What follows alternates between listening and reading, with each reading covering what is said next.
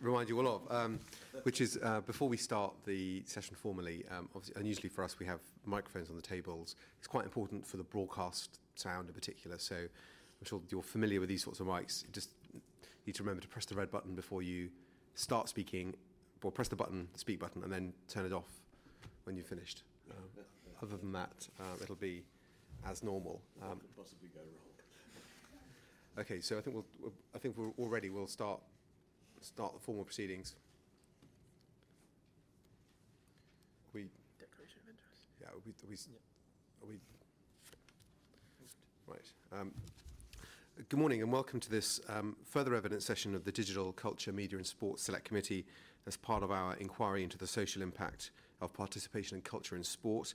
Today the committee is meeting at the University of Sunderland and we've had the pleasure of being here today and yesterday to visit a number of cultural organisations within the city, to see the preparation for the tall ships which are arriving on Friday this week. We're in their full glory, and also to visit Sunderland Football Club and to look at some of the work of the club and its foundation in the community as well.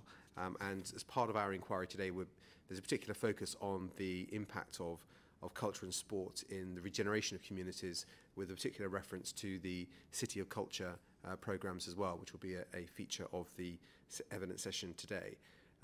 We're delighted to have Rebecca Ball from Sunderland City of Culture, Rosie Millard from Hull, and Dr. Beatrice Garcia, whose area of expertise has been is Liverpool and the legacy of the Liverpool European City of Culture year as well. Before we start the questions and the formal evidence session, I'd just like to ask Julie Elliott. I believe she has a declaration of interest. Thank you, Chair. Yes, I'd like to place on the record that I was a member of the steering group for Sunderland City of Culture bid in the last few months as the Member of Parliament for here, and probably have links to or involvement with most of the organisations we're talking about in relation to this city. If I could start off, the first question, I suppose principally directed to Rebecca Ball and to Rosie Millard, focusing on the UK City of Culture bidding process. Obviously, Sunderland was a very strong bid, but sadly not successful. Hull obviously made a successful bid.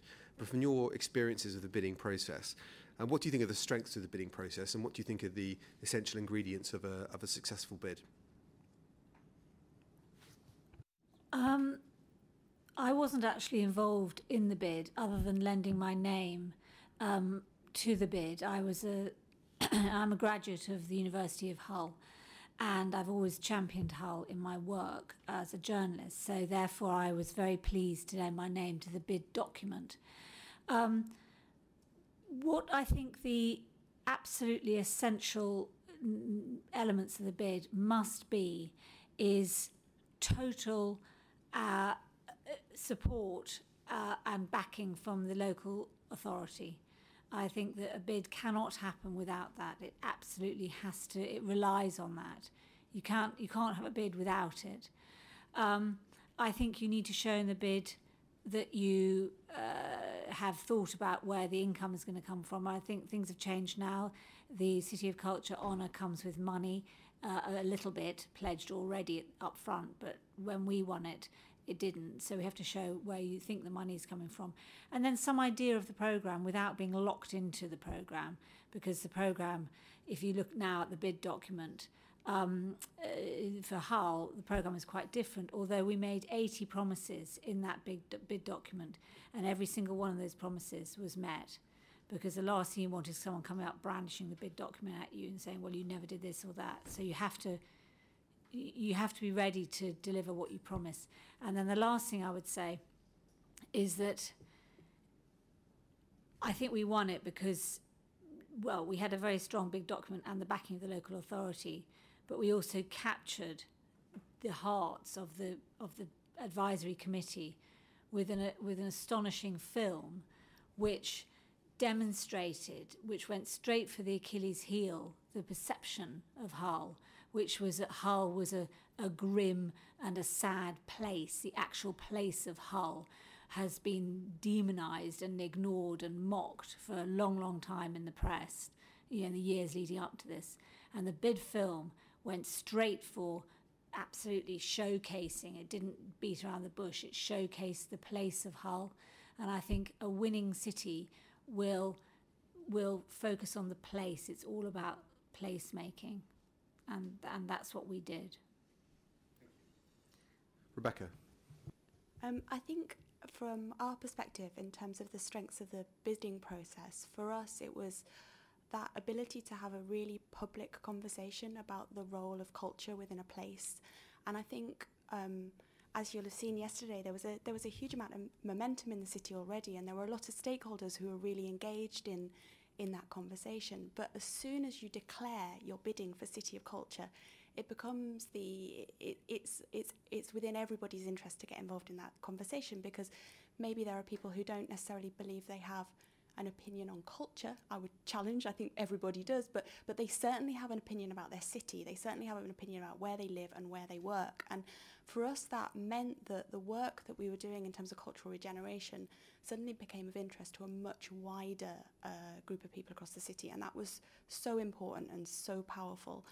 And I think what that gave us was momentum. It gave us a much broader network of people to be talking to. It gave us a platform to be able to lever in resources against.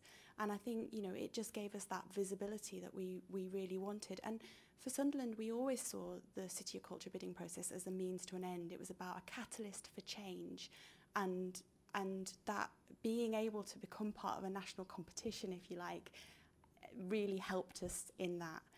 In terms of what we were trying to do in terms of creating a strong bid, I think it was about absolutely, local authority support, but, university support, business support, community support, artistic support within the city, and gathering that partnership and creating something that didn't replicate what other cities had done in the past, but learned from them and took the ingredients of the here and now in Sunderland and really tried to create something that was authentic and spoke of this place that was a long-term plan for change.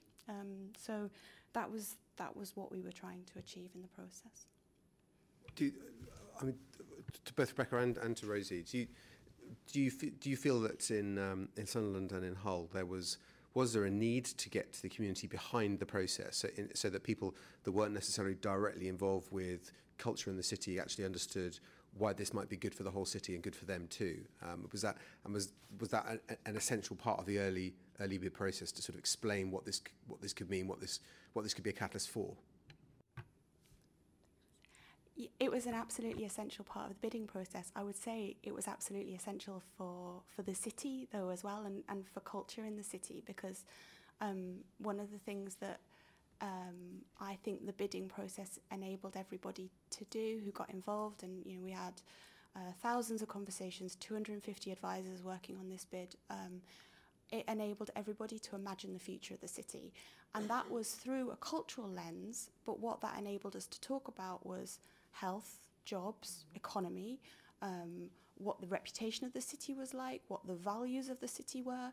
So actually it is important to the bidding process, but it's actually about creating the future of a place where people are excited about living, excited about working, and I think that culture is a really powerful way of imagining those possibilities and creating those conversations.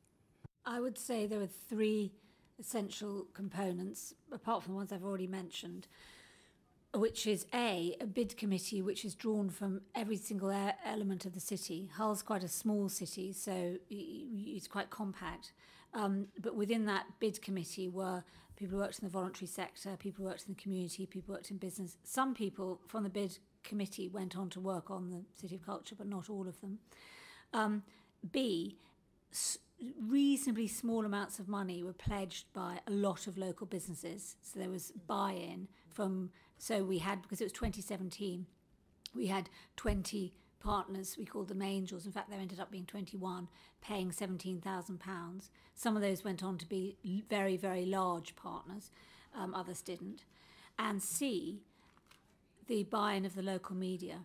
Hull is, because of its geographical position, the local media is very important in Hull. More people read the Hull Daily Mail than any other tabloid put together in Hull. It is a proper independent local newspaper. By which I mean it comes from Hull, it's reported in Hull, and and it delivers the news to people in Hull. They got behind the bid, and that was critical. Equally, Radio Humberside got behind the bid. So they sort of got the enthusiasm and really got it going amongst a huge community.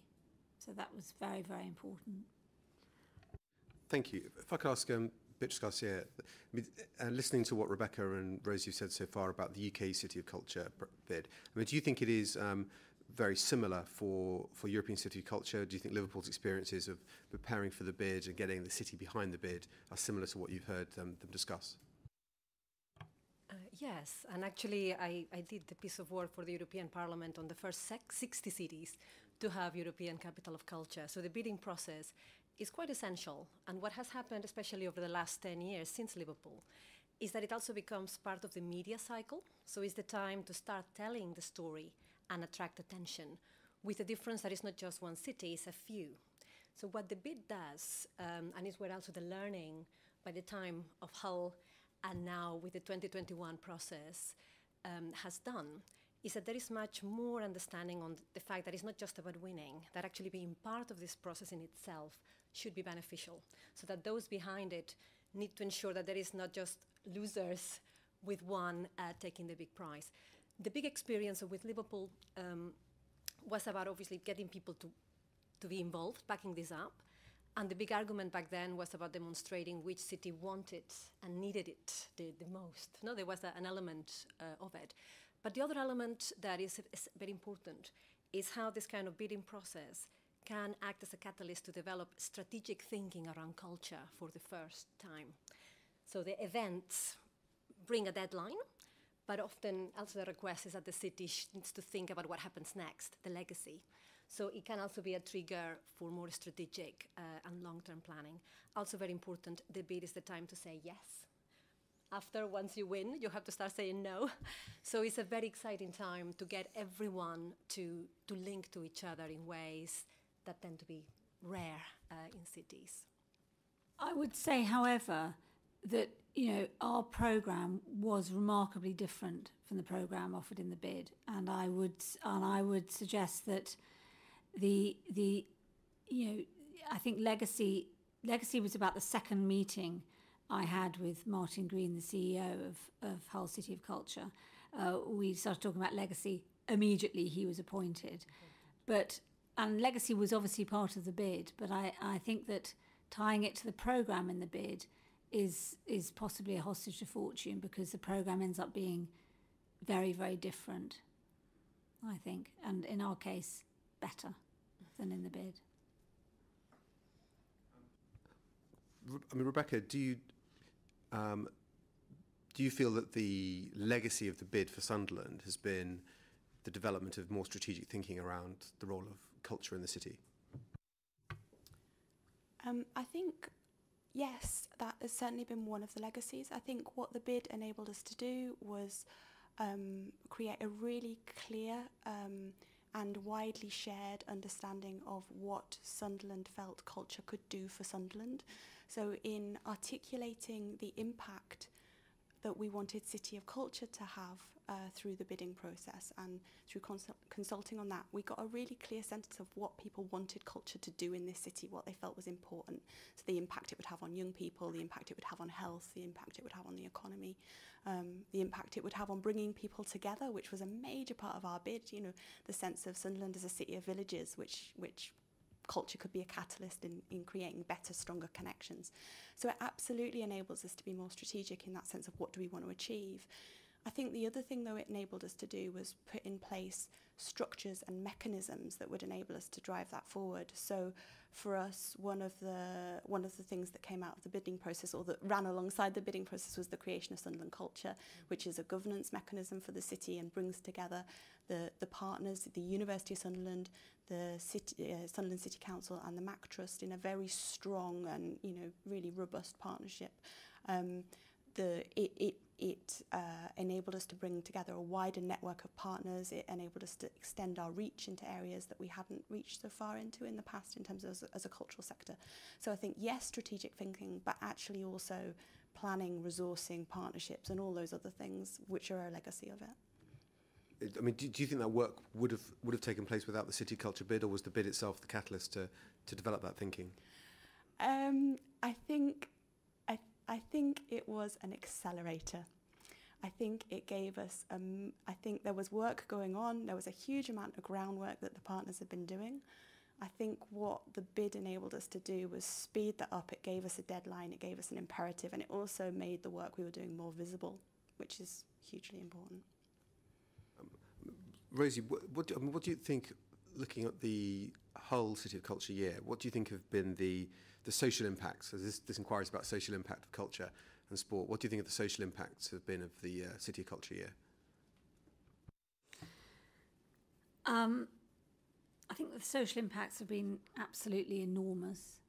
I think that our year brought, it awakened a latent sense of pride in the city from the people who live there.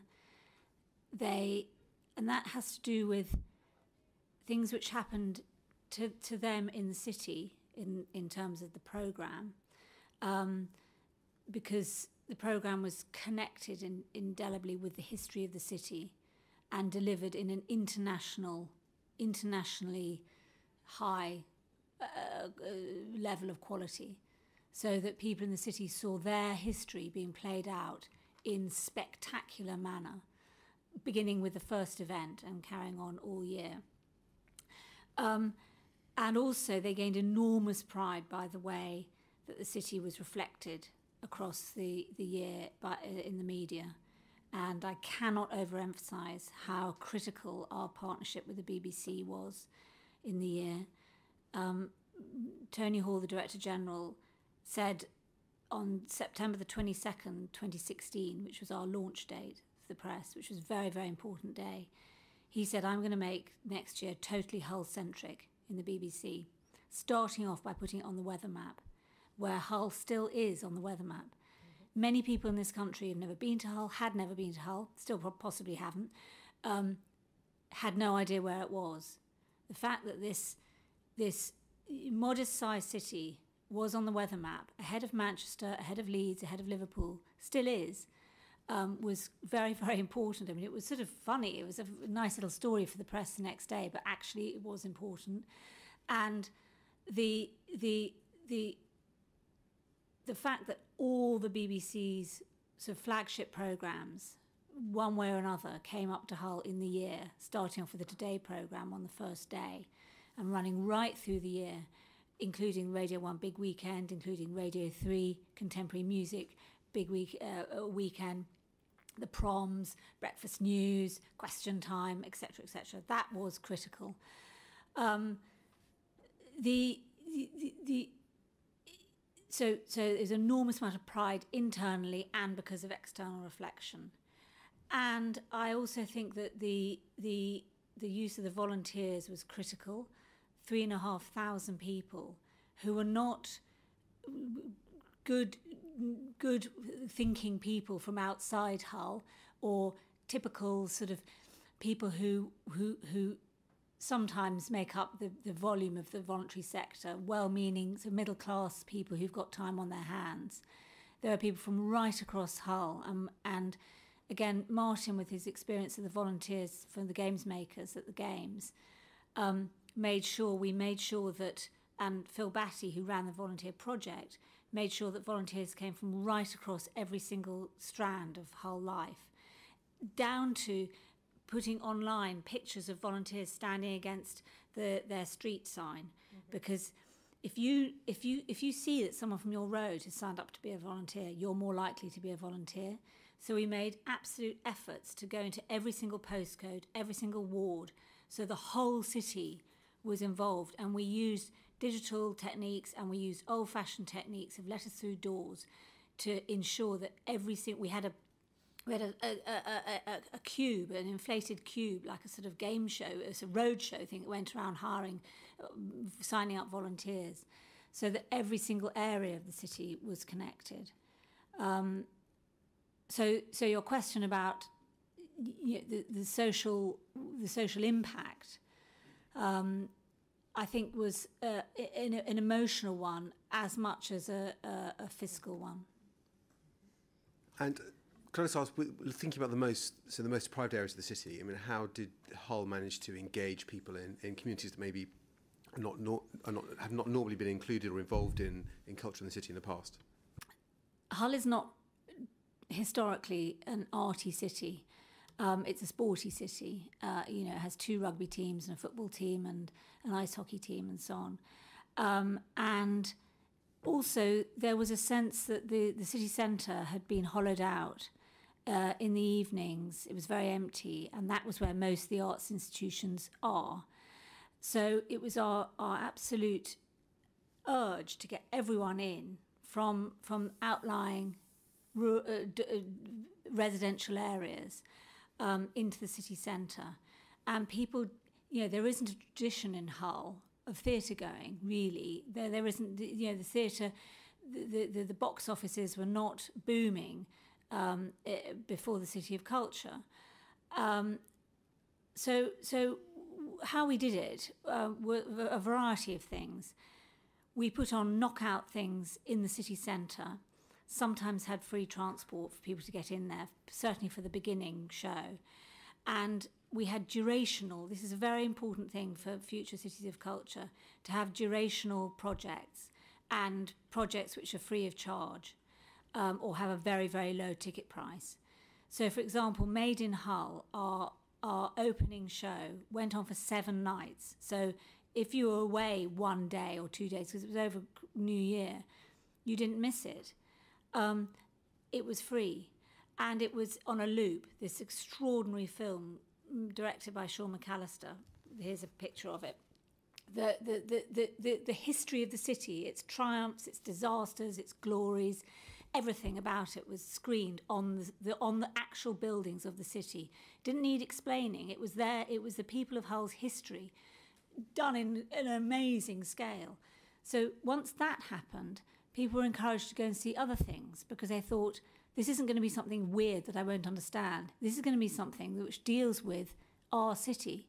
And it wasn't, dumbing down or anything like that. It was very high, and some of the pieces were quite challenging, but they were always connected to the city. That was the first thing. There are 2 other things.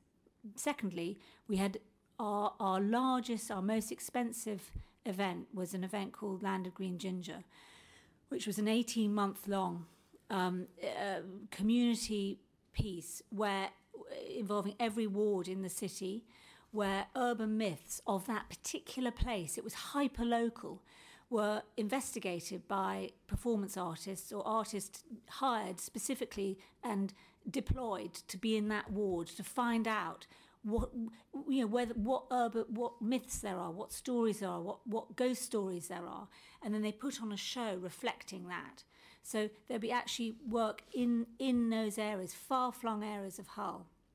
And thirdly, we had a quite brilliant programme called Everyone Back to Ours, which is still going on, which is for people who feel they couldn't quite make it to come into Hull to go to the theatre. They weren't ready for that yet, which is quite understandable, because if you've never been to the theatre, you're not going to suddenly think, I'm going to have a theatre-going habit. So what Everyone Back to Ours did was it hired the halls and theatres of secondary schools around the residential areas, many of which have been rebuilt in Building Schools for the Future. Hull City Council had rebuilt all the schools in the sort of 10 years before, so that was sort of fortunate. So there were these amazing theatres with fantastic lights and everything, and in half terms and in the holidays we would hire small to medium-sized professional theatre companies or circus companies or amazing performers to put on shows in that school. Because if your child goes to a school, you're quite likely to turn up because you know how to get there, and then we had volunteers there manning it. So I cannot overemphasise the importance of the volunteers to encourage people to go and see stuff. Because if you saw someone with that blue outfit on, that hat, you'd know it was worth going to. So we deliberately went out into the residential areas. We wooed them in with things that we hoped would be meaningful to them, and we went out to engage them with stuff specifically aimed at their area. Thank you.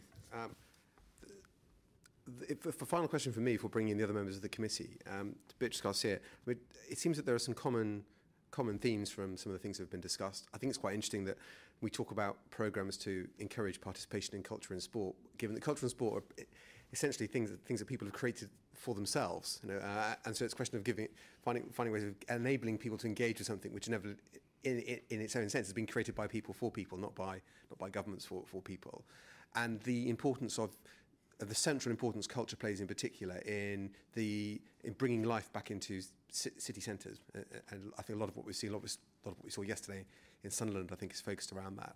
I mean, from the work you've done, I mean, what do you think are some of the best examples you've seen of achieving these goals and also achieving a strong legacy coming out of the City of Culture Year programme?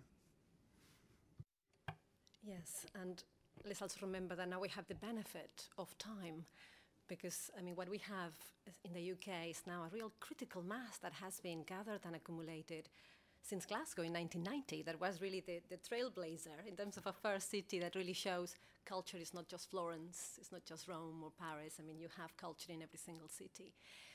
I think the best examples are, on the one hand, recognizing that culture cannot be defined from the top.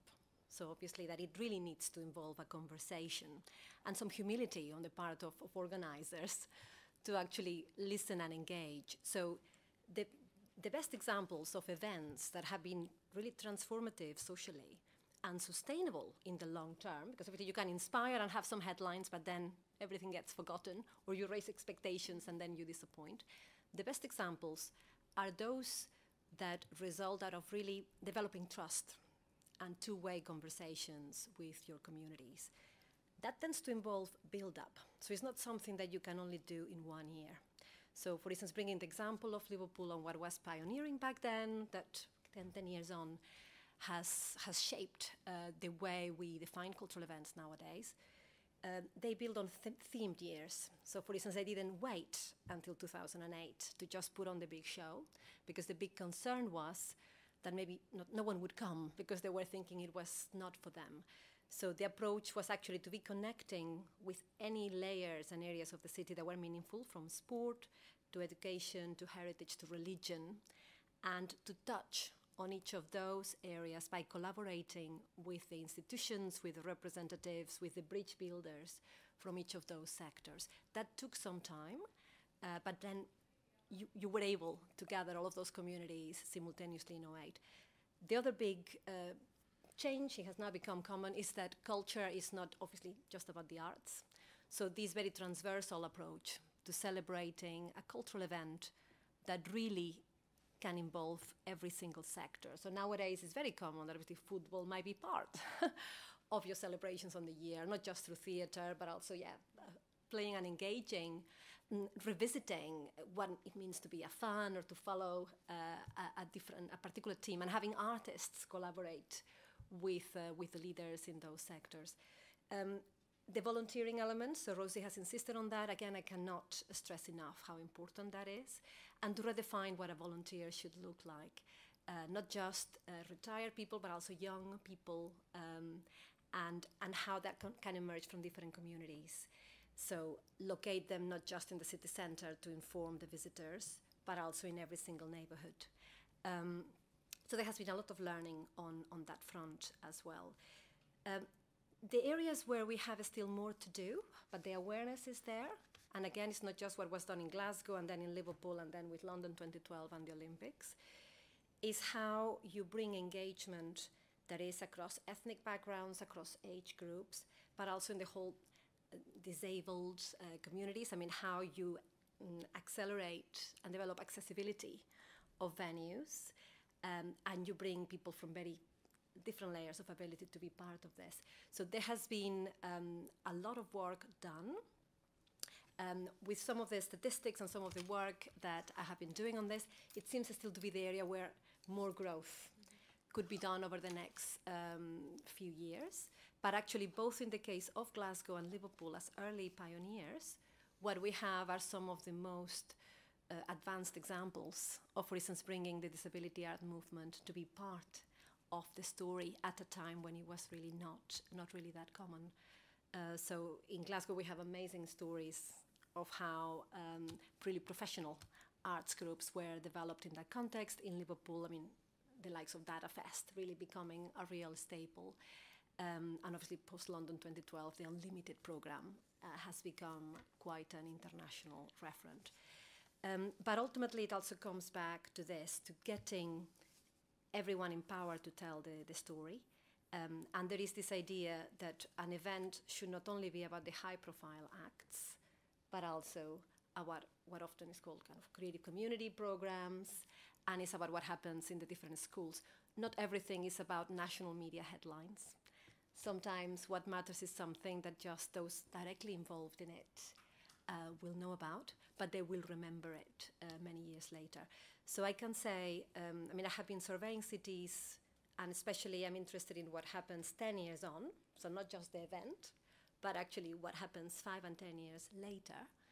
And what it is clear is that the credibility of events that have been truly transformative, you will need the big opening ceremonies and some of the big acts, but some of the most transformative and memorable activities are at times those that didn't gather many headlines, but really touched and transformed the lives of particular individuals. So we see, and we keep saying, with bidding and with those teams that prepare for events, don't only go for the headline.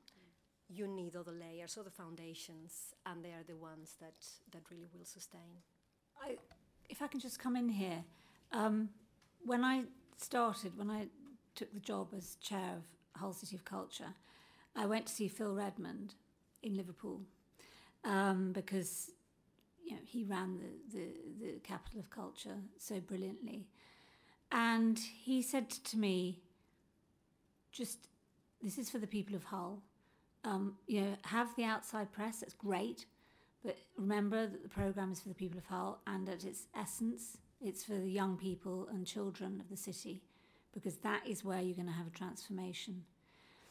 And I really took that to heart, and built into our programme was the engagement with the 55,000 children and young people in Hull who do not have a privileged life. They really don't. Small children in Hull go to London on a day trip when they leave primary school and most of them, I would say, have never been to the capital before. Many children in Hull have never seen the Humber Bridge before, and it's only 10 miles out of Hull.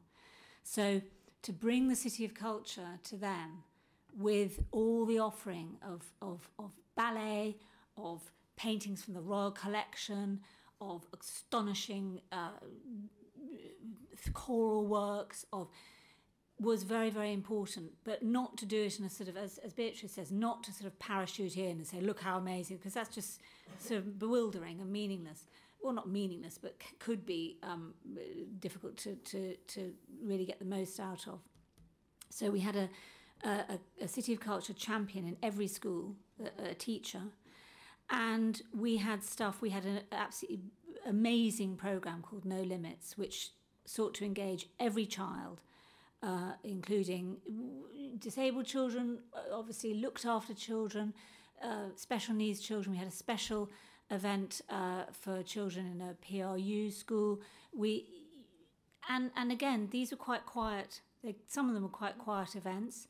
I don't know if you remember the blade, the 35-metre long wind turbine blade, which was produced by Siemens and is a symbol of Hull's future as an area for green energy, which was brought by stealth overnight and planted in the centre of Hull, where it remained for 3 months. It was an absolutely enormous thing, and it was just astonishing. And I came up from London one day, and I was walking through the centre, and I saw the blade, and I saw the entire year one of a primary school standing under the blade, because they were small enough to all stand underneath the blade with their files and they were just looking at, that was a very important moment for these children. They won't forget that.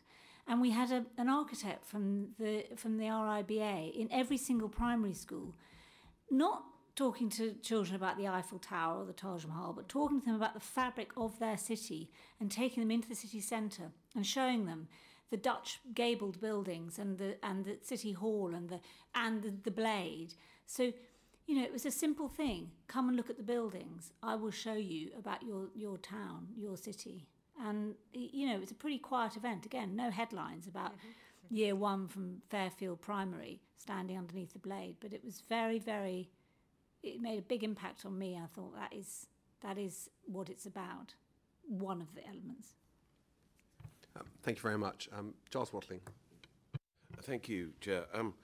What fascinates me, you all talked about the various strands you've pulled in for the bids for City of Culture.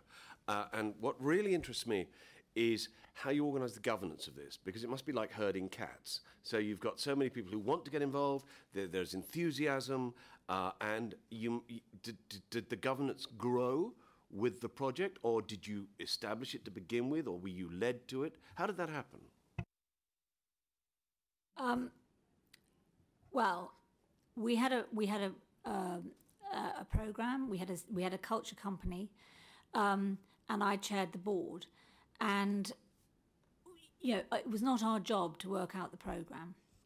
Very clearly, that belonged to the executive, led by Martin Green. He did the program, and there was a clear delineation. And the board was there to scrutinise and to champion the program and the funding of it, obviously. That was one element. But then again, you know, Phil Redmond said to me, loads of people want to do stuff, let them. It's not just about the culture company. And the City of Culture was not just about us, the culture company, in the High Street in Hull, putting on a £32.5 million programme. It was about the whole city doing stuff. So therefore, the Ferrans Art Gallery, which is owned and run by the City Council, made a deal with the Royal Collection and the Courtauld to borrow works of art, masterpieces, which is lasting over the next 3 years. They did that on their own. You know, the Ferrans hired Spencer Tunick to get 4,000 people in Hull to take all their clothes off and lie down painted blue on the streets of Hull. That was their programme. So there was an astonishing mesh where other institutions, other cultural institutions, because we weren't kind of hugging it to ourselves, we gave them the opportunity. So, you know, so ELO came and played. So, you know, and again, the BBC put on amazing things. The Radio 1 Big Weekend, we paid for a little bit of that, but not the most of it. Well, the point I was trying to get to was the governance. Every show requires a director. So you have these wonderful people coming up deciding to take their clothes off and paint themselves blue or get the yellow, but you've got to coordinate that, and that's what I'm looking for, is how the governance came together. Well, I'm not sure you actually do, to be honest. I mean, I think that you know, we had the programme and we had a website, and if you had a show which you wanted to put on our website and it be in the programme, you could do that. So you could put on, you could contact us, the City of Culture, and we would put your show or your exhibition. And lots of people had photographic exhibitions at the library, or you know, and we didn't. I mean, obviously, if it was inappropriate, we wouldn't have. So there was governance in that. But I can't think of one example where that happened. So you know, again, Hull is a very small city.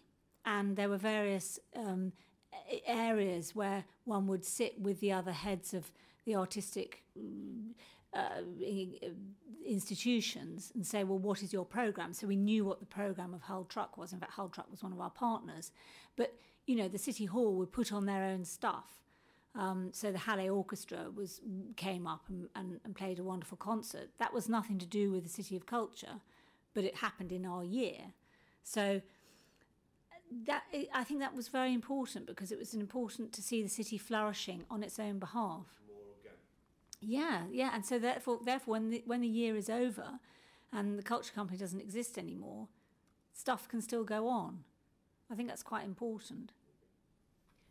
I would absolutely echo a lot of that. I think that idea of trying to work out what kind of governance you need for different aspects of a City of Culture programme, which is enormous, is one of the kind of arts of the process. I think what we felt was that there was a particular governance structure that needed to be put in place to deliver the bid, and that was our steering group. And that was made up with representatives from lots of different areas of the city. So we had political representation, we had representation from the college, from the university, from the community sector, with lots of different, from health, lots of different sectors. And that was our kind of governance mechanism for making sure that that bid went in on time. The thing I felt was really important was that there was no control, though, over who got excited, who had ideas, who could submit ideas, who was inspired by it, because actually, to be powerful, that had to become the property of everybody. So we went out and recruited 250 advisors who fed into that steering group, who were feeding us ideas. But actually what we tried to do beyond that was almost let go of it and say, you know, this is an exciting opportunity. We want Sunderland to be really ambitious. We want Sunderland to do the best it can. And if you want to get involved and you want to do something, then just do it and tell us about it. But take ownership, take lead, because actually when we go back to that conversation about what are the events that really change people's lives, whether it's a performance or an exhibition or a bidding process, for me it's those ones where people have been able to take ownership and take lead and really have that agency in making a decision, because that is so powerful in developing confidence and developing skills. And so what we tried to do was kind of almost create circles which were all feeding into one another. We needed a governance control to ensure that the bid went in on time and that all the stakeholders were signing up and knew what they were signing up to. But actually in terms of how far that inspiration went and how far people could kind of take the ideas that fed into that, it was really just, you know, take it, run with it. This is this is the city's opportunity. Go with it. And yeah, I mean, exactly. I mean, for example, the University Art Gallery was pretty small, and it was in a basement. And before the year, the curator, the director of the University Art Gallery, got it rehoused in the library, and he did a deal with the British Museum to have a drawing exhibition, including drawings by Michelangelo and Leonardo da Vinci. The security needed to be upped. He got the grant from the Arts Council for, you know, proper plate windows. He devised the programme. They had an amazing Philip Larkin exhibition that was obviously critical to reflect Larkin in our year, but we didn't do it. The university did it. And now, you know, now that the year's over, they're left with a fantastic, state-of-the-art gallery with amazing security, so they can have anything on. They could have the Mona Lisa on show there if they wanted. And, as Rebecca says, the confidence of knowing that they put on a knockout show, a series of programmes. They weren't guided. We weren't some sort of thing parachuting in and saying, we are going to do everything. The whole city did stuff. And that is, very, very important. I have been observing this type of events. It's now 20 years. It's more than 70 or 75 cities that I have documented in one way or another. One point that is essential is that we are not talking of arts festival. This is not an arts festival.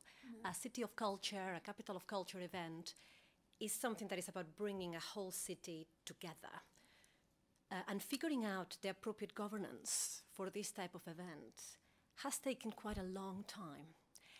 Is a very important question, and one where the maturity around thinking and also previewing how to manage it is key, especially because it tends to be the one area that attracts most of the media criticism. When trying to manage the media cycles, the governance structure, what are normally common resignations and changes of leadership, tend to affect and often distract from the many achievements in terms of programming. But we were discussing earlier that in terms of ensuring a social impact, what you need is this diversity of structures. It cannot be top-down. Top-down is more efficient from a governance point of view, but it's less sustainable, it's less meaningful, it's less socially valuable. So devising a structure that can be flexible and that is open to change is quite tricky. Because of the amount of time that, especially this country, the UK, has experienced events, some learnings have been made, and some of them include the fact that you might not always need an artistic director in order to run a successful city of culture. Sometimes you do, but sometimes it may be the result of a collective creative board. And this idea of the concentric circles or the networks of networks really become a model of governance in itself. There have been lots of discussions, especially after Hull. I mean, with the UK City of Culture programme, obviously we also had Londonderry before in 2013. But I feel that we are reaching maturity now after a few editions. And the discovery has been not just about how you run the event within the city, but also how you get the national bodies to support you. You know, the role of the BBC, so again, the media, the role of the CMS, of the British Council, of Arts Council. I mean, all of them realize that this requires a different approach that is not the same way as supporting other types of events. And what is clear is that although you might need a spokesperson, it's not just one face that will do it all, because you have very different constituents. You have your international audiences that might require a particular kind of person to talk to them on your behalf. You have your national stakeholders, and then you have your different neighbors, where at times City of Culture is not really a Phil Redmond or a Rosie Miller. It's that champion that is based in that neighborhood. And this is the person that they respond to. So you really need those different layers. It takes time, and yes, it takes a lot of media criticism. It's true. That is the kind of thing that most teams have to develop a thick skin about. But what we have is that flexibility is what ends up leading to a much more resilient city running culture once the big show leaves the town. Well, not a single one. I disagree.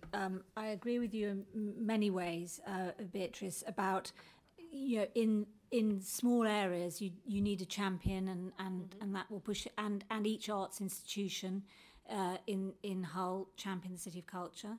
But I think for the programme, I think you do need an artistic director. I think if you have the board making up what the programme is, that is a nightmare. I think you need a vision.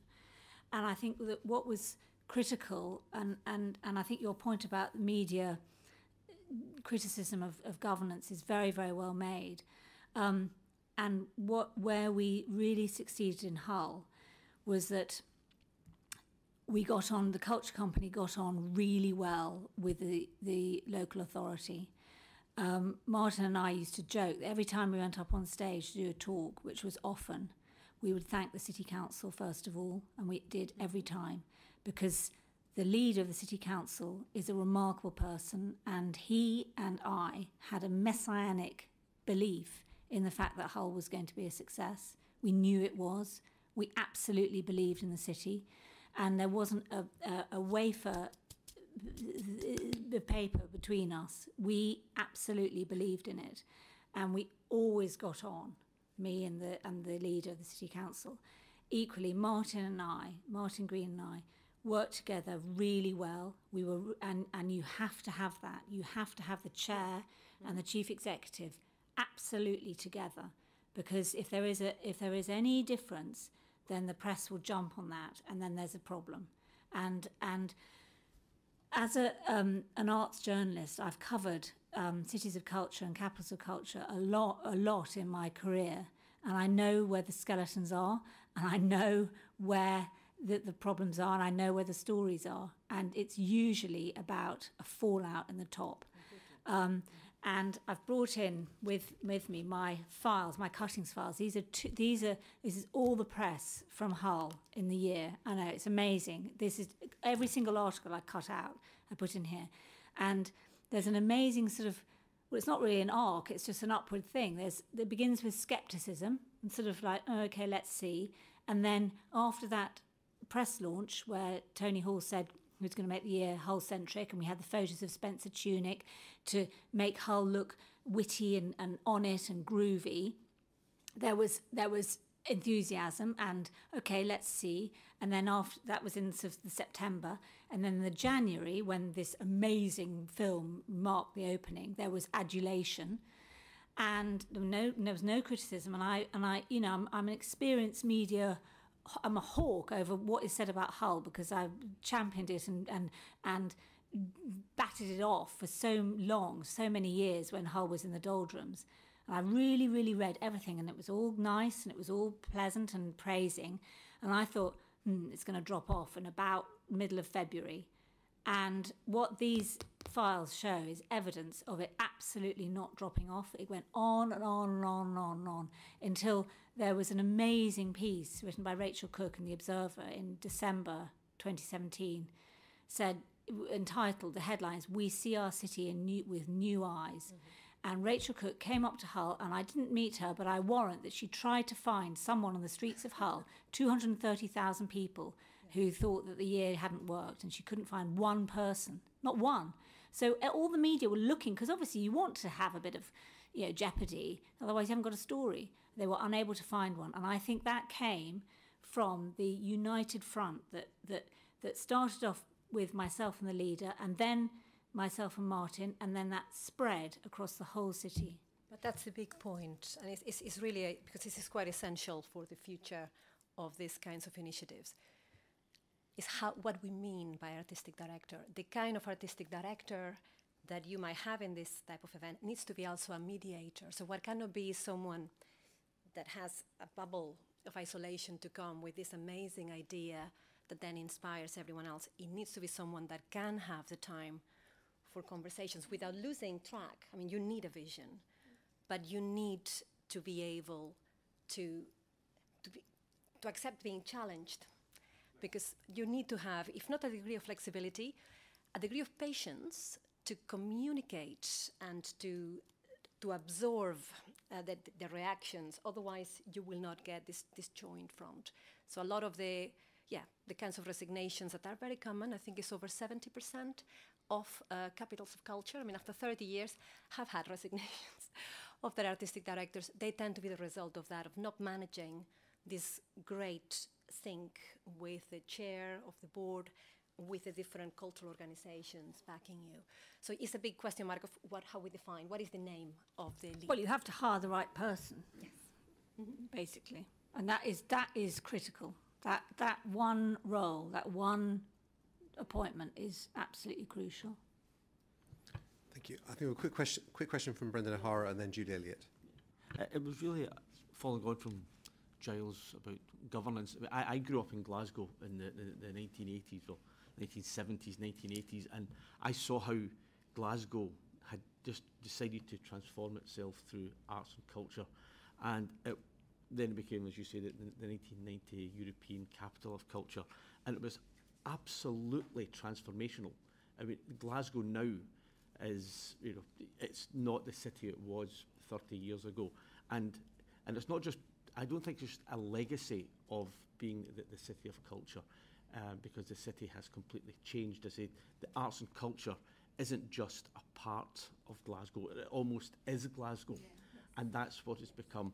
And in the area of governance, my experience just as a citizen of the city was that the city of culture took on a life of its own. It was almost let fly, and it took its own direction. And Glaswegians, it was as if a cork had been taken off of a bottle, and it came out and it became their city, and it became the city of culture, and its legacy was dictated to not by artistic directors, not by a city council who were fantastic at the time, but it was directed and ultimately led by the people themselves. And the city you see now is the city that Glasgow, the people of Glasgow, Glaswegians, want their city to be. I agree. I mean, when the Queen came up to Hull in November, it was very interesting. She saw one thing of the City of Culture, and the thing that she saw was the volunteers lining the platform of Paragon Station when she arrived. And that was very important. It was the people of Hull that made the City of Culture. However, I would just echo, I think Giles brought it up, or maybe Damien, that it is absolutely critical to have national subsidised companies working with the City of Culture. It is their duty. We all pay for these companies. Most of them are based in London or large metropolitan centres where the City of Culture doesn't tend to go. City of Culture is designed for modest-sized cities like Sunderland, like Hull, that need it. And it is their duty, the national companies, to see the city, where the City of Culture is, and to work with that city, not to parachute in and just say, hey, this is our latest show, but to work with the companies. So we had the RSC working with Hull Truck to produce The Hypocrite, a marvellous show about the history of Hull. So we had Tate working with the Ferrens. We had Opera North doing an opera on the Humber Bridge with sounds made from beetles climbing up reeds under the Humber Bridge. And it was innately from the Humber Bridge. You could only hear it if you were walking across the bridge, and it was amazing. But that and the Royal Ballet, Kevin O'Hare comes from Hull, and he'd stepped out on the stage of the new theatre. It was the most moving thing I've ever seen, in front of an audience of children, because we just devoted the whole stalls to children who love ballet, and just said, it's good to be home. The impact of that, seeing the director of the Royal Ballet with the words "the Royal Ballet" above his head on your turf in your city saying, I'm coming home, is enormous. And, you need to have it has to be a formula where the national companies come in and work with the local thing. So there's no idea of it just arriving in a cold manner. But it cannot be uplifted, the City of Culture, just by the institutions alone in the city, because it needs to have national impact, and the arrival of these companies gives enormous pride to the people of the city. And also, as I've said earlier, I feel it's their duty to support the City of Culture. And the other thing I would say is that it has to be sustained. They can't just go off like and see where the next City of Culture is. They need those companies need to maintain links with the City of Culture, which Tate in particular does with the Tate. I can't remember what it's called. Is it Tate Extra? Mm-hmm. Tate Plus connections with galleries across the nation. And I think that is very, very important. And I think that I know this is something that the Arts Council also thinks is important, but it is crucial. Can I just come in on what you said about the cork being taken out of the bottle? Because I think it's a really nice image, and actually it reminds me of something that Julie Elliott said after the bidding process, and the Sunderland Echo run an extraordinary front page when we didn't become City of Culture, saying we're, as in the river we're still a City of Culture. And I think Julie was quoted in that article of you can't put it back in the bottle now, it's out. Because what had happened, and I think this must have been what happened in Glasgow from what you were describing, is it was about changing the way people feel. And Paul Callaghan, who you met yesterday from the Mac Trust, talks about this process of changing people from a sense of kind of no hope, to belief something might change, to seeing the change, to ambition for themselves. And that, I think, that process of changing the way people feel has to be, so that in terms of the social impact of that, it's enormous. It's really difficult to quantify, but it's enormous. And I think one of the things that is really interesting in terms of those national organisations coming into a city, yes, they do bring pride, they do bring ambition, but what's the thing that makes that stick? What's the thing that actually then makes someone feel differently about the place that they live? And I think there are companies who do it really well, and there are companies who do it less well. And I think in terms of those ones that do it really well, it is about persistence and building those relationships.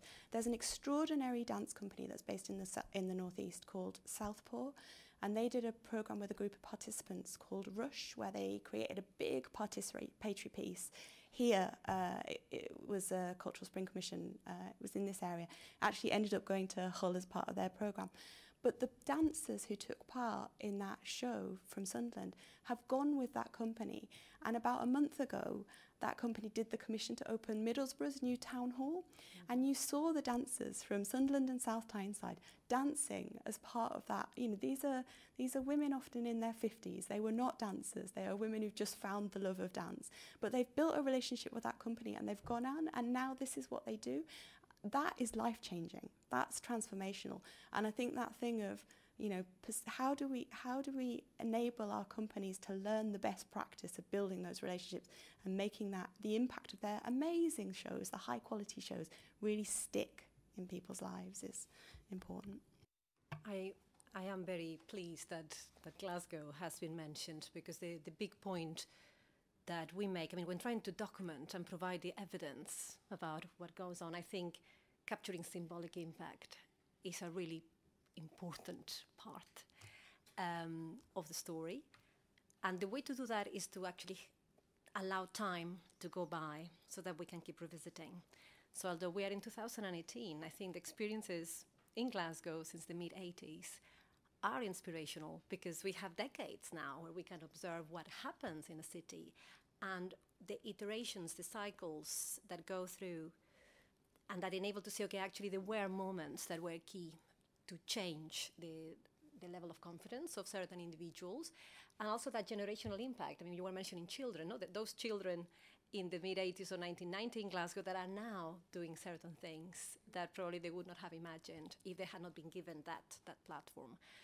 So just to say that in the case of Glasgow, it has been very well documented. We have done a lot of work to see how you change a reputation completely. So both Glasgow and Liverpool are now phenomenal examples of an absolutely a turnover in an image, in its representation, especially at a national point of view. Normally the international views are not challenging. In the case of Liverpool, they are wonderful, but it's how you get your close neighbours to talk differently about you. And we can prove, we can evidence how this has happened, both in the case of Glasgow and of Liverpool. We are keen to see how things will progress for Hull. But I also, the one point probably to mention in the case of Glasgow is how you reutilize spaces, how you reappropriate them, and how you build capacity, your local communities, but if you need help from elsewhere, but using your assets. So what is absolutely unique to your city. So I think from the Glasgow story, the roles of tramway as a space that was rediscovered, reappropriated, and its trajectory over time, not just as a center of contemporary arts, but as a garden that invites the community in, has been key into that story. And it's something that, especially in the industrial cities, post-industrial cities, is another part of it on legacy, is how you rediscover, reappropriate your spaces, use them differently, and make sure that being a city of culture in Hull, in Glasgow, and in Liverpool could only be there. No, that, I mean, the way that you do it, in a way that is really situated in that place, that is not just a formula, it's not just a show that can move from place to place. That is also a very important part. Thank you. Julie Elliott. Thank you, Chair. I want to move on. I mean, it's been fascinating listening, but I want to move on to have a look at cultural-based regeneration programmes and how you get the money, how they're funded, because they don't magic themselves, and what support government offer you in this area, what challenges are associated with securing funding to make these things happen. I'd like to know what you think, what your thoughts on all of that, whoever, or all. Well, we won the City of Culture honour with no money attached. The City Council, who I've already said were critical, immediately pledged £3 million. Then the Arts Council came in, and the lottery. And public funding was obviously crucial. The lottery gave us in all 10 million. That is split between Arts Council, National Heritage Lottery Fund, Big Lottery, etc. But public funding, including the university, who pledged £1 million, and Spirit of 2012, who, again, which is legacy from the Games, gave us about 3 million. That funded the volunteers, which was crucial. So our public money was about 20 million, and then the 12 million, 12.5 million came from the local companies in Hull. And we had, at the end, we had over 80 partners, which was significant. And the amount of money we raised was much more than we thought we would raise. We started with an ambition of raising about 18, hoped we'd raise about 25, ended up raising 32.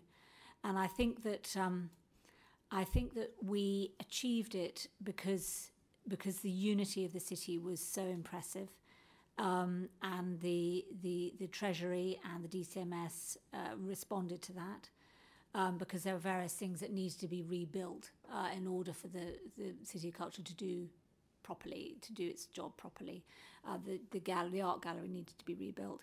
And in terms of the private money, every single one of the companies who gave us money had a connection with the city. So BP, for example, was a huge partner, but they are a huge employer in the city. KCOM, the local telephone company, again enormous and the only independent phone exchange in the country, and so it's part of the story of Hull. We were helped enormously in this by Lord Mandelson, who is the High Sheriff of Hull, and he came up and businessmen, the business community are going to listen to him, and that was very very useful. He was really helpful in unlocking, putting forward the financial rationale behind why the city should be supported, and it was sort of Yorkshire Water. They made a public donation. It was a big public event. They were the first of the private companies to really give a large amount, and it was sort of pour encourager les autres, and everyone joined in. I mean, Hull is practically underwater, so it was appropriate that Yorkshire Water, who sometimes have to come and pump out the city, helped, and then local companies like MKM helped, which is a building company, helped us, and so it became a thing where everyone joined in and everyone felt they needed to join in. And by the end, we had Smith & Nephew, an enormous global company, but happened to have been founded in Hull. So they wanted to remember their roots. And that was very handy. Virginia Bottomley, again, is on the board of Smith & Nephew. She's also the Chancellor of Hull University. That was helpful. It was very, the help of politicians was Alan Johnson, who was then the MP for Hull. Very, very helpful. So, we did it by sort of calling in friends and critical voices who could see that we had a mission and that we were united and that it was a good thing. Yes, I mean, with funding models, it also goes back to the issues around governance and how you really set up a system that is flexible and adapts to time, especially at times of austerity, et cetera, et cetera. I mean, traditionally, there has been a dominance of kind of classic public sector funding for these types of events. What we are is at a time when the entrepreneurial approach, I mean, really thinking of alternative models to attract sponsorship and private contributions grows, but in ways that are actually empowering and inspiring. It's really think big about how you relate to those organizations in a way that they feel, well, we can do something, contribute towards this city. There are, I think, different opportunities here. On the one hand, it's about thinking of the different scales that an event should take on in order to have an impact and to be meaningful. So again, how much of it is around a certain type of grand intervention that you might need, to surprise people. I mean, it's true that it's important to be ambitious, and sometimes you have to do something that, yes, it is expensive, but it might change people's lives, not to have a public art intervention, to do something that really has the wow factor. But it's also clear how much needs to be done that is not necessarily expensive. And what we have now is all the model of boroughs of culture, for instance, as another layer of programming beyond cities of culture, that it will be done in London, Liverpool, and the city region is also exploring that concept, which will be really smaller scale and with very little amounts need for big funding. There is that element of how much is about the in-kind opportunities. So again, how you get the BBC to simply place you on the weather map. It's not very costly, and it's actually absolutely transformative. Having the connections with Tate and the Turner Prize, so those kinds of contributions about having your national big impact interventions to move around and visit your city. So the approach to funding really goes hand in hand with how you develop your approach to partnership building and how much can you do that is not costly, is time consuming and requires a lot of really careful thinking and planning ahead, but it might be an alternative to your classic big budgets. The other big element, obviously, is about thinking cross-sectorally and not just relying on your classic kind of cultural stakeholders. There is now a whole move and development into how a city of culture has an impact on health and well-being. So how you should tap into funding that comes from the health sector. And it should come from education. I mean, those links with the schools. I mean, there are other pots of money that could be used in connection with a city of culture and really demonstrate very, very good value. So is that a strategic thinking? And is what we were talking about before, no? From the bid stage, how to think of culture as a catalyst for transformation in a city, and not just approach it in a classic sense of, who has traditionally funded your orchestras or your visual artists. Do it in a way that is far more holistic, and ultimately demonstrate that the City of Culture initiative is something that should involve as many sectors as possible simultaneously, and the private donors as well. Yeah, I mean, it's certainly it's an intricate jigsaw, isn't it? The finances around these things. I think the model that is emerging in Sunderland and certainly emerged around the City of Culture bid, but also more in a more long-term way, is that often there's a kind of core local partner who is the kind of principal investors. So in Sunderland, we have a city council that is absolutely investing in culture and really sticking to its guns in terms of the importance of that. We have the university, which is a huge investor and has been a huge investor in this agenda over a long period of time. And then we have investment coming in from the business sector as well. So we have a number of businesses who are putting their money in, and a lot of that is being channeled through the MAC Trust. What we're seeing then is coming in, and those kind of local leadership is giving confidence, I think, to those national investors to come in, which is so important. So in terms of what we've seen over the last few years in the city is a big increase in the amount of investment from Arts Council England, Heritage Lottery, from those kind of national funders. We've still got a long way to go in Sunderland, I think, in terms of those national investment, but it's coming in, and then it ripples out into a much broader conversation around other money coming in from other sectors, other businesses, unlocking resources. We've seen some really interesting stuff in terms of space in the city and being able to unlock private sector space for cultural use, and that all adds to the funding pot, to the resources, as Beatrice was saying. I think the thing to note here is, though, we live in a nation that has huge discrepancies in terms of investment in this area in different parts of the country. And one of the problems, I think, is that sometimes it can feel like a self-perpetuating cycle.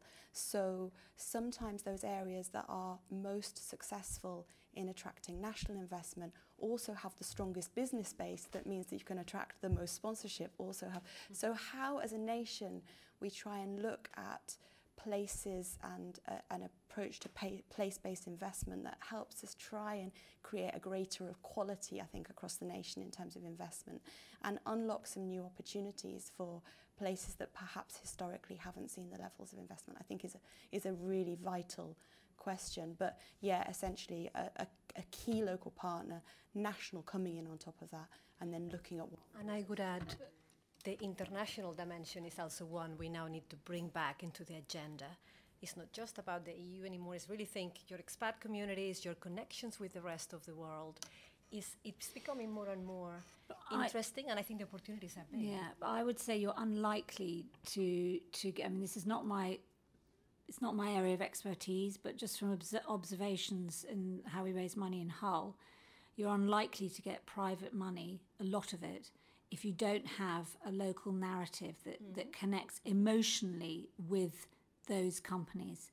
If those companies do not have some form of locus on your area, you're not going to interest them.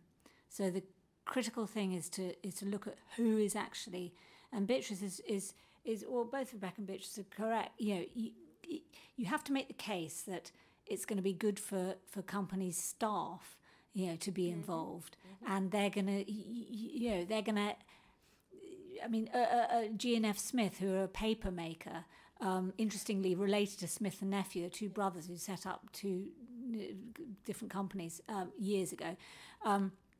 They were a huge partner of ours, and they funded an exhibition about paper, and they gave all their staff a day off to go and see the exhibition, and it was sort of good for the sort of well-being of the staff. It benefited. They could see the benefits, but I don't think you're going to get huge amounts of money from a private company that doesn't have any buy-in.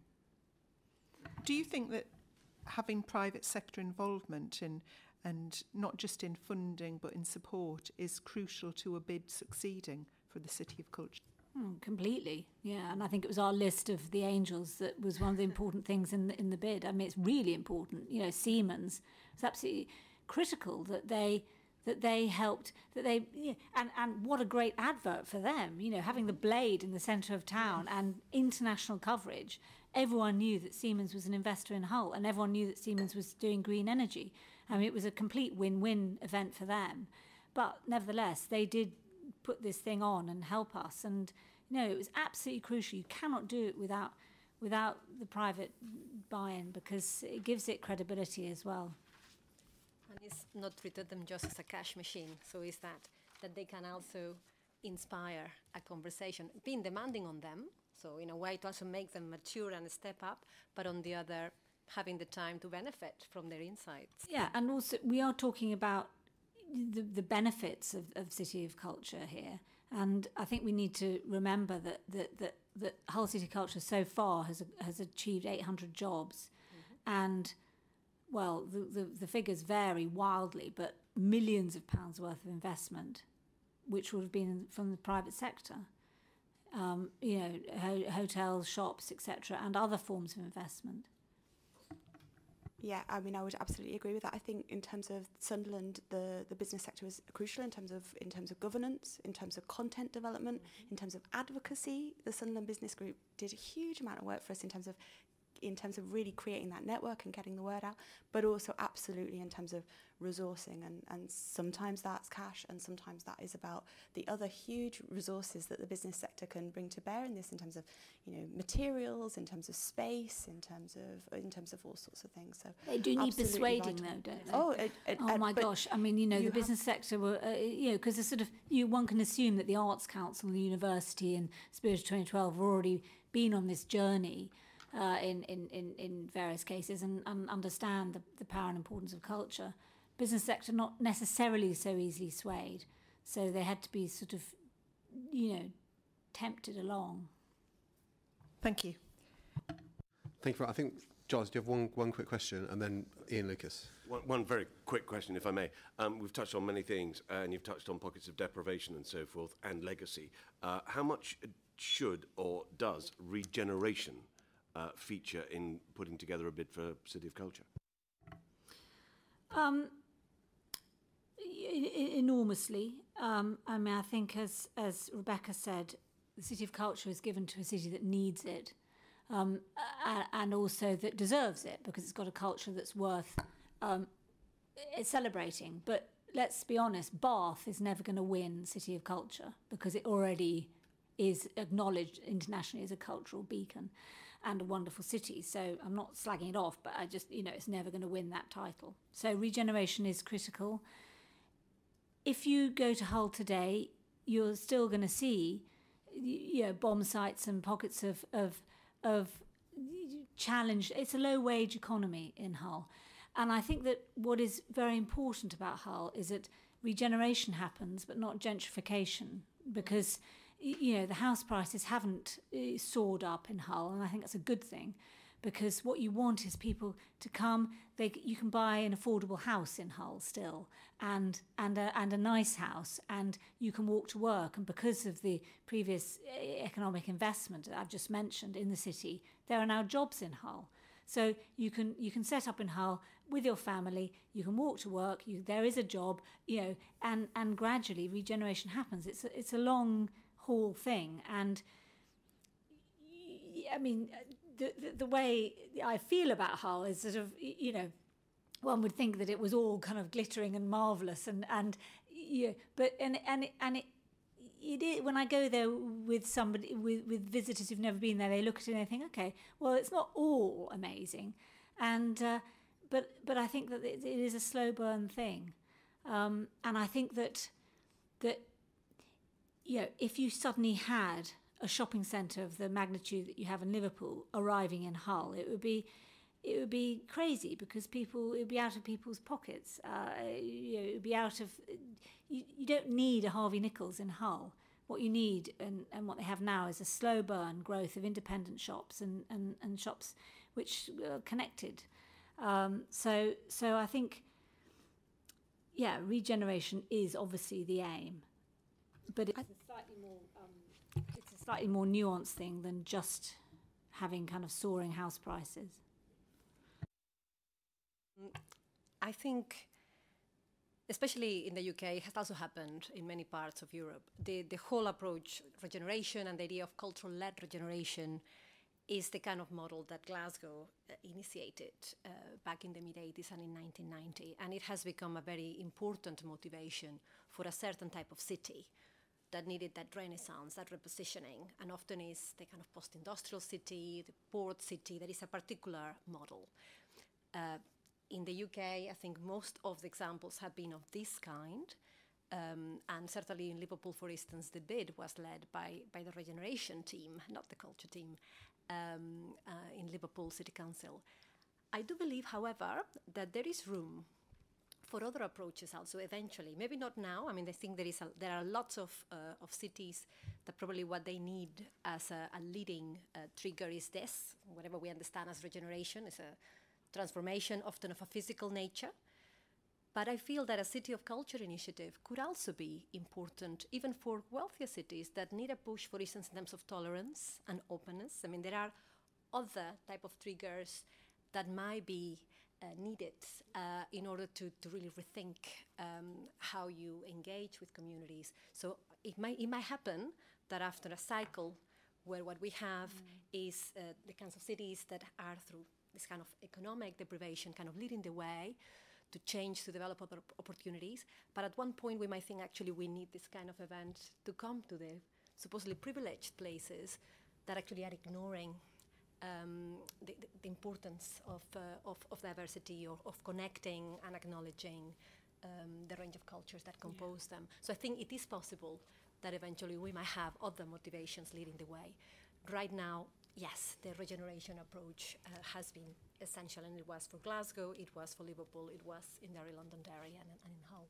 I mean, my take on this is that City of Culture is a catalyst for change, and I think it's for each city to define what change it needs to make and how that change is best implemented. So for some cities that will be a physical regeneration agenda, for other cities it will be a very different agenda. And I think it would be a real shame if City of Culture became entirely about one type of city that with one type of need. I think we should be able to, look at a situation where, whether it's Bath or Hereford or, that actually a city with a different type, because all cities can use it. And I think being able to redefine it in some way in the future, and it not becoming about one type of city, I think is probably quite important for the health of the programme in the long term. I think there's something for that. But I think essentially it is about defining what that city wants to achieve over the next 10 years, next 15 years, and there will be different ways. I mean, Sunderland, we had some physical regeneration projects as part of our bid. I think in the 2021 bidding process, the shortlisted bids had different amounts depending on what they needed. You saw some of them yesterday here that were part of our bid. So, but I think I think the change can be multiple and plural, and we should take a kind of more holistic view to what it could be. Yeah, but the trouble about that then is that there are some cities which always seem to get the attention and always seem to get the investment, and anyone looking at kind of where Channel 4 is about to go to will agree with that, I think. Hull had 4 national portfolio organisations before the City of Culture. I think it's got 5 now for the Arts Council. 4 in the whole city. I think there are more in Islington, And if you say, oh, well, let's open it out to every city of a certain size, or frankly, every city, then you sort of lose the impetus that was begun by Glasgow, the capital of culture. You know, the first capital of culture was Athens, the second was Florence, I think, then it was Paris. It was just meaningless. Yeah, Paris already is a capital of culture. And I think Glasgow and subsequent capitals of culture really focused that and proved that it was an amazing mechanism for regeneration. And I think that we move away I think if we move away from that, fine, you can do that, but I think there are other things that can happen. You can have other festivals and other things that can celebrate the culture of a city, but I think the city of culture and the capital of culture are so well focused now, and they are such good mechanisms for regeneration that I really think that to dilute it would be I think it would be a real shame. And I just, however, I mean, you know, Rebecca's, you know, you're not wrong in terms of there are other sorts of regeneration, and I think it is quite interesting that the very interesting statistic from Hull, there are many, and I could drone on about them for a long time, but the one statistic which I think is critical is that the City of Culture had 95% engagement over the year from the members of the public. 9 out of 10 people, or over 9 out of 10 people, engage with a cultural event in the city, and this is not, as I've said before, an overtly arty city.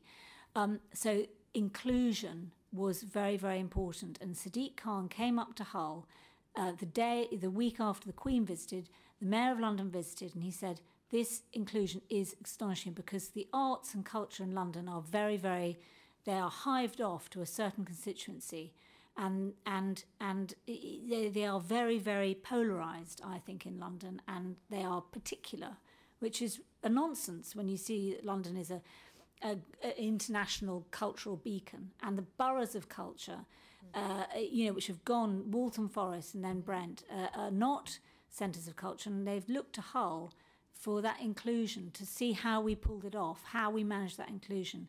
And I think that is a very interesting legacy when a city the size and power of London is looking to Hull to inspire it. I think that is should be just in your measuring.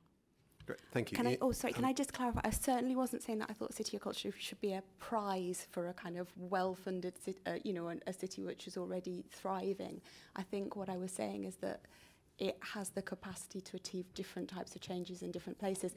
And I think we shouldn't get to a point where it's only large urban centres that can apply for it, because I think we can recognise that it could have benefits for other types of centres. So that leads us quite neatly on to the next question we want to come in. So Ian Lucas. Yes, thank you, Rebecca. And I'm going to pick up a couple of threads, actually, that you've just thrown out. And Rose had really touched on a nerve on Channel 4, which I'm going to explore with her in a minute.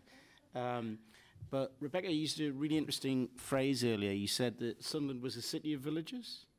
And what I want to talk about is the impact on villages and towns, because we've got a crisis. We represent, a number of us, towns. Some of us are from cities, but there's a perception that towns are really struggling. And you've got, I know this area very well. I know that there are towns like Chesclue Street and areas like that. When you talk about the City of Culture and bringing people into the centre with Sunderland, are you talking about those towns around and villages around? And do you think, do you reach out to those areas, or are you looking only at bringing people into Sunderland? No, it's a really important question, and I think our ambition is that there are some of those villages that fall within the local authority of Sunderland, and then there are some of them that are kind of a wider catchment.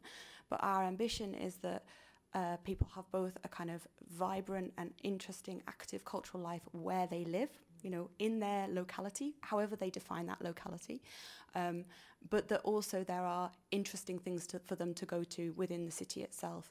I think one of the things that we find is that in areas of deprivation, people define their locality in quite a small manner. One of the things we found through the consultation was actually the number, and Rosie's mentioned this already, but the number of people who hadn't ever been into Newcastle or hadn't ever been into Sunderland city centre. And I think certainly it's not only deprivation, but certainly there is a correlation between how local people's lives are very often and areas of deprivation.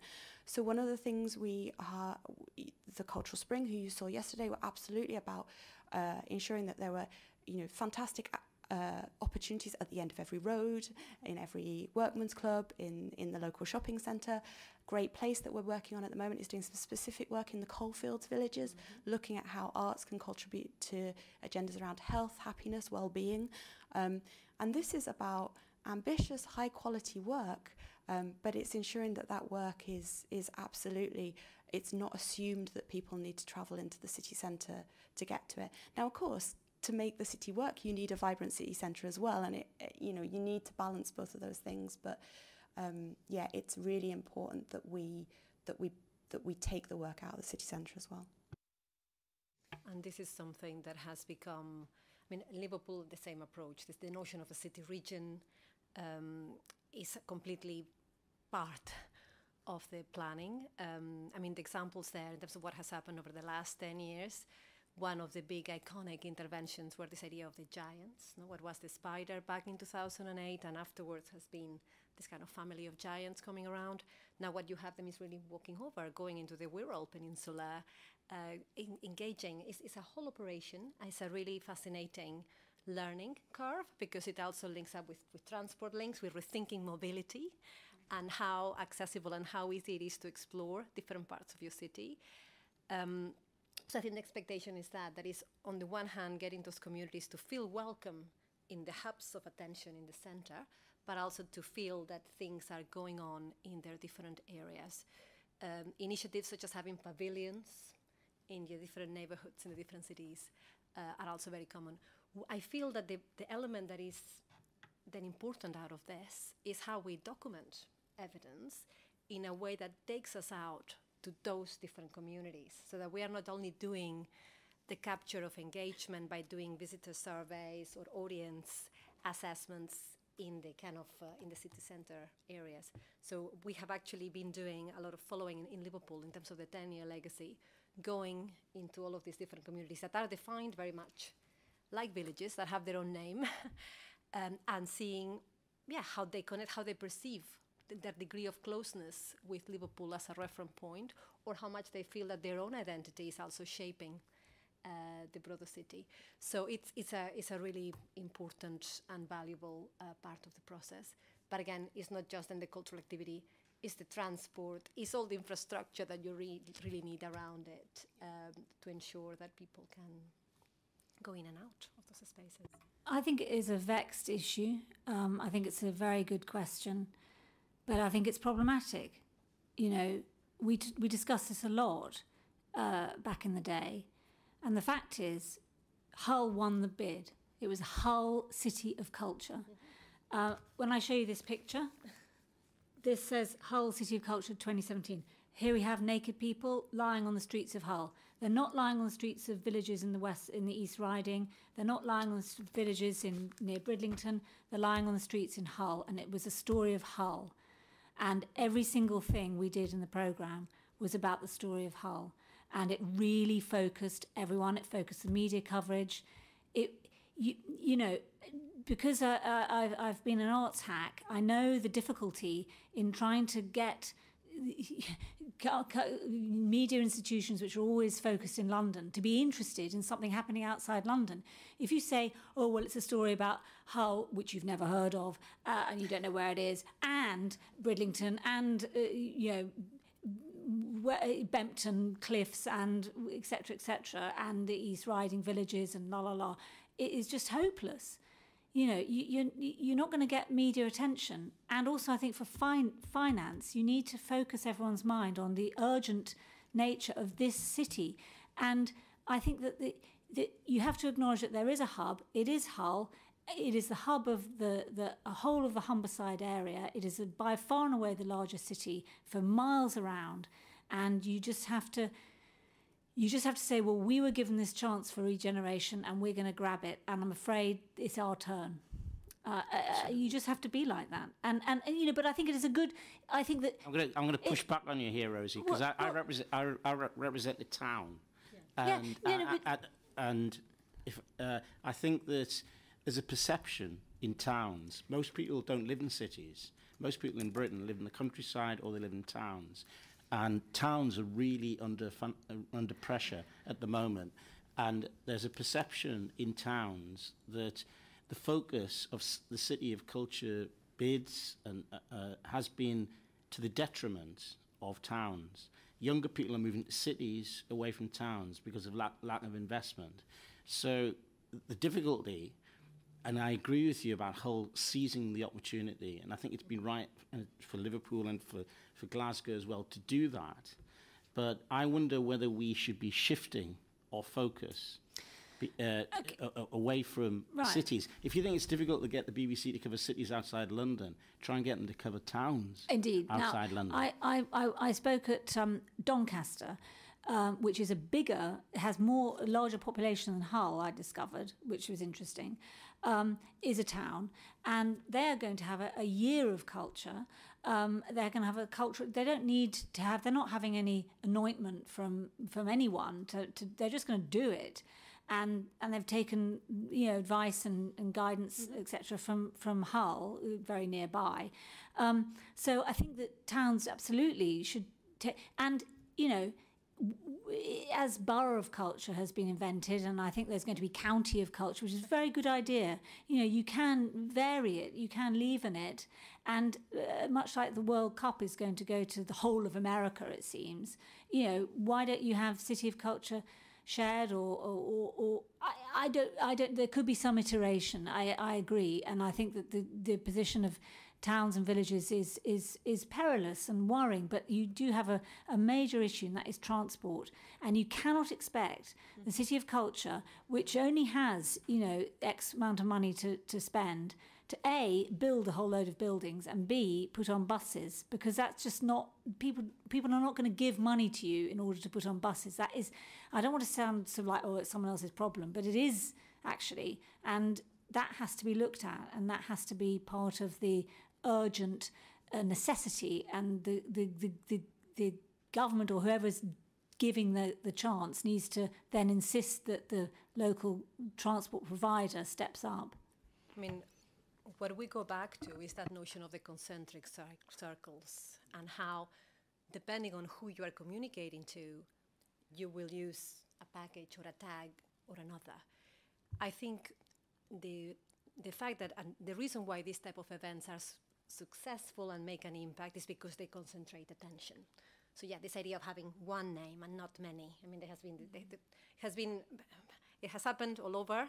And as an example from Europe, in the Ruhr region, you know, Essen was European capital of culture, but was Essen and 51 towns across the Ruhr. That was the approach they took.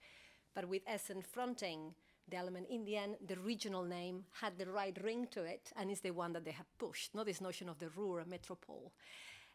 So it's interesting in which cases here in the UK, maybe that could also become a model, no? Where you have a collective of towns or villages represented through a name. Back in the day as well, with one of the bids for European Capital of Culture, you had the Highlands and Islands, you know, also doing. It was a whole collective of spaces with Inverness leading the way, but also a broader group. So it's true that the models are multiple. We're talking around how it affects governance, how it affects financing, how it affects communication is also there. So I do believe, for communication purposes and in terms of making this feasible, that yes, you need a lead and you need a name, and in some cases nationally you might focus on that, but then locally you need this other element of work about how you relate to these different and smaller communities. And in many cases what you will have is that after the event leaves town, as in the case of Hull, or here in Sunderland, you might have then initiatives about doing those smaller board of culture or neighbourhoods of culture initiatives as a follow-up. Well, I think, you know, the recent £20 million grant from the DCMS is a valid and an interesting follow-up, because that has come directly from Hull, as I see it from the press release that I read from the DCMS. You know, it was inspired by Hull, and it's going to go in varying packages to different creative industries across the nation. That seems to me to be a very interesting way of using the legacy, the sort of excitement of Hull, and capturing it while it's still in people's memories, to go out to have a huge displacement. I think the lessons that you've been talking about are very, very relevant to towns and regions and areas that you're talking about. And I think what would be really useful would be for the cities of culture to communicate that. But what is very complex in more regional areas are the governance structures. Because you're normally talking about a number of different local authorities. You're talking about areas that don't necessarily closely identify with each other. And that's the challenge that exists in a wider geographic area that perhaps doesn't exist in the cities. But I think there is growing examples. So there is one, Aarhus in Denmark. I mean, the way they have approached is a whole collaboration. Sorry, thank you. It's going off. Yeah, what I feel is that maybe within the UK we do not have enough exemplars.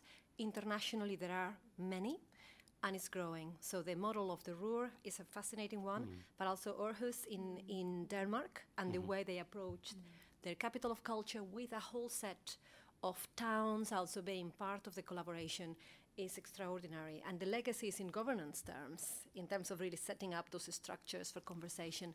In Marseille in 2013, it was also about Marseille Provence. And not everything was as successful, but now there is a 5-year legacy that is also involving all of these different towns. So there is a thirst, there is a growing interest in these kinds of models, and it is possible. When you see how difficult it's been for Yorkshire to speak with one voice, you're gonna, and I won't go into this, but we all, the issues there.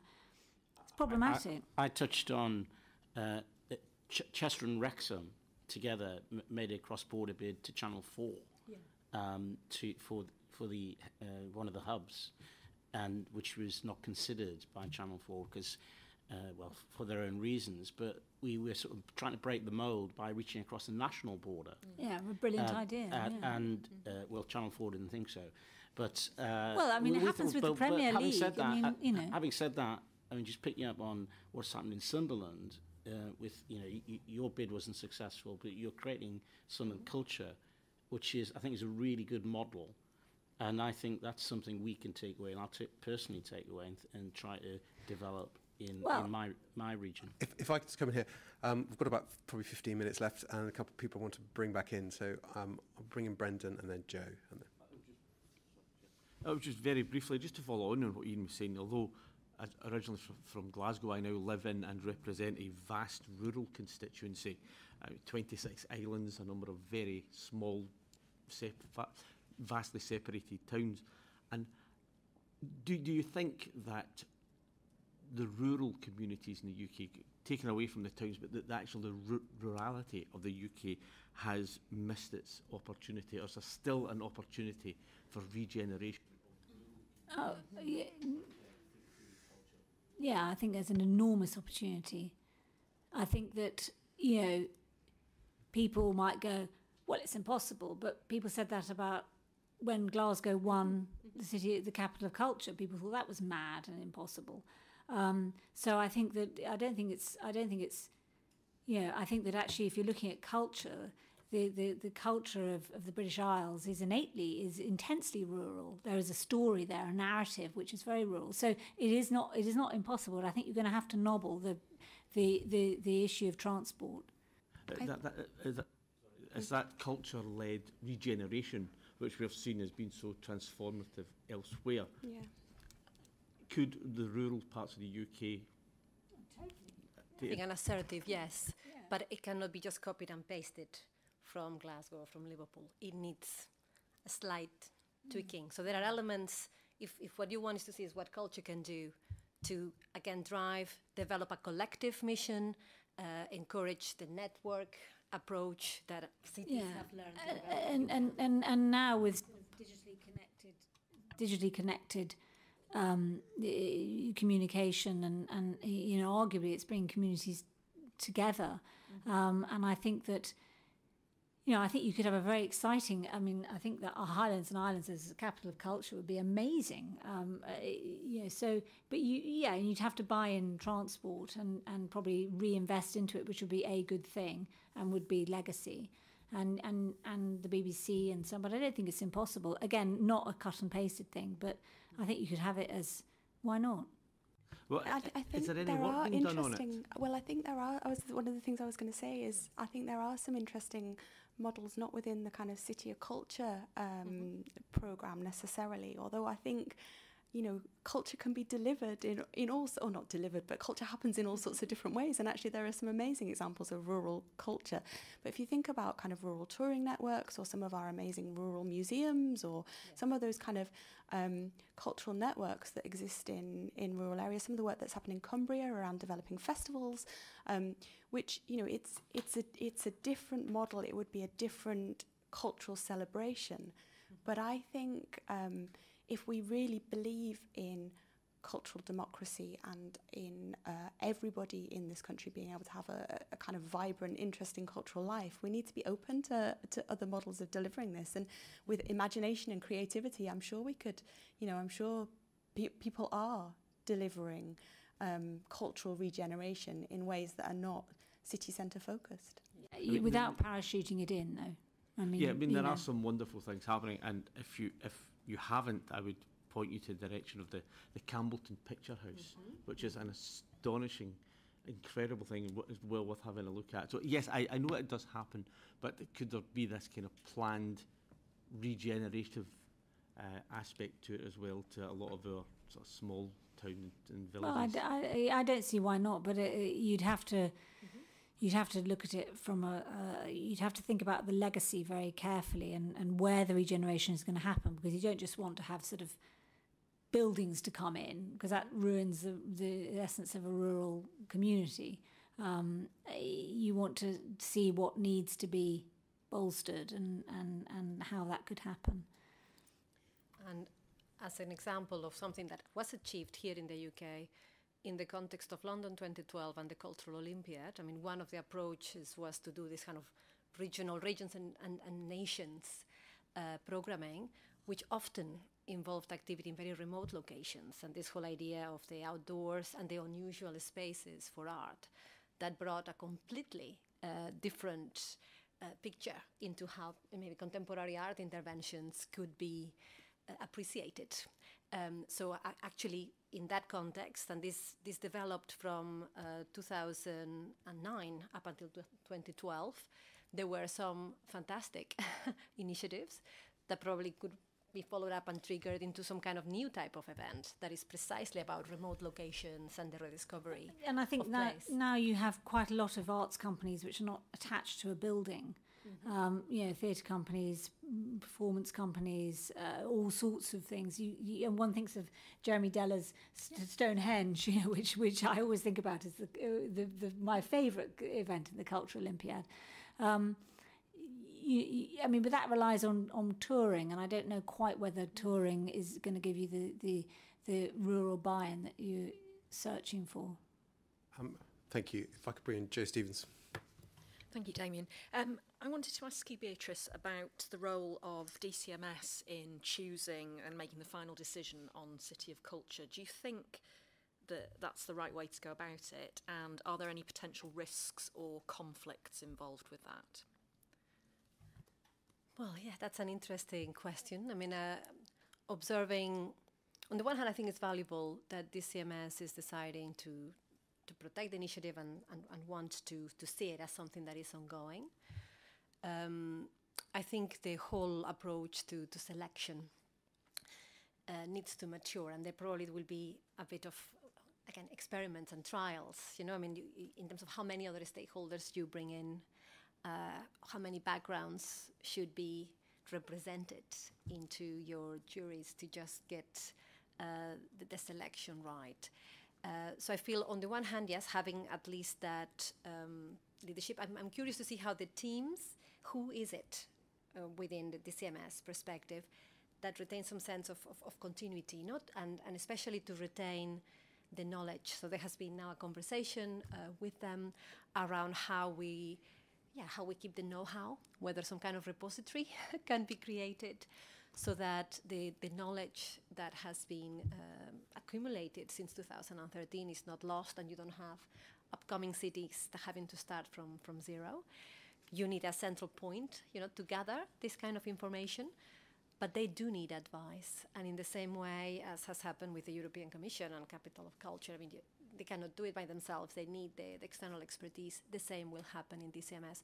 So the key is who DCMS is talking to, how they establish those maybe memorandum of understandings or partnerships with Arts Council, with British Council, with all of these other organizations that should also provide advice.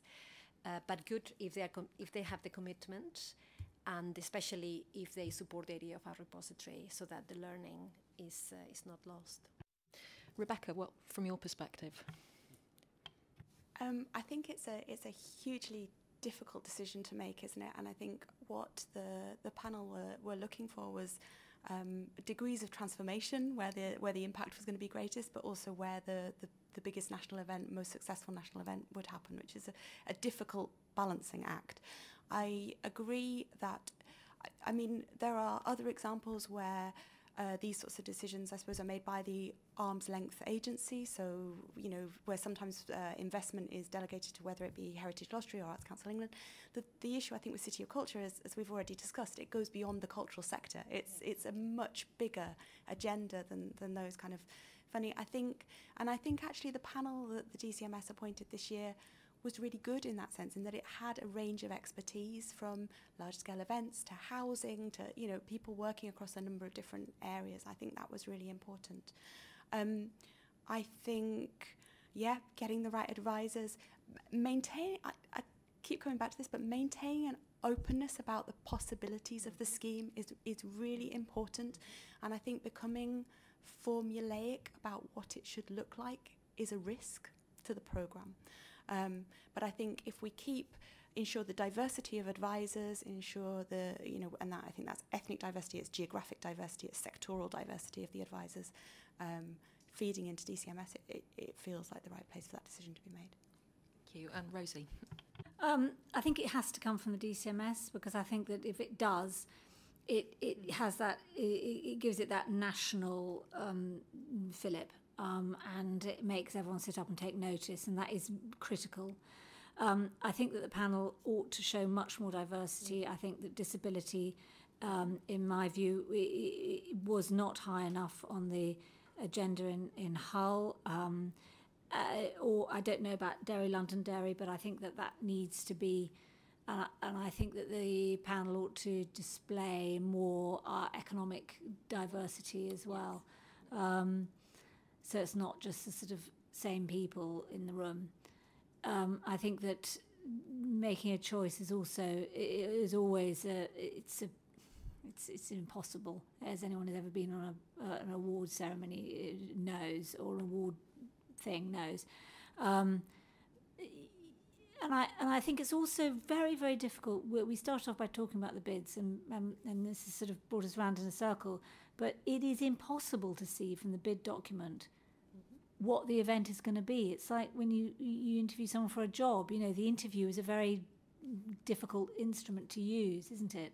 And you can't see into the future. No, exactly. And it is really very, very difficult. What do you go on? Kind of crazy ambition, unrealistic projections, or too much micromanaging at this stage? The emphasis on a big national event, well, is that appropriate? I don't know. I think it has to come from the DCMS, though. Thank you. Thank you very much. That concludes our questions this morning. It's been a fascinating discussion. Thank you very much for your evidence.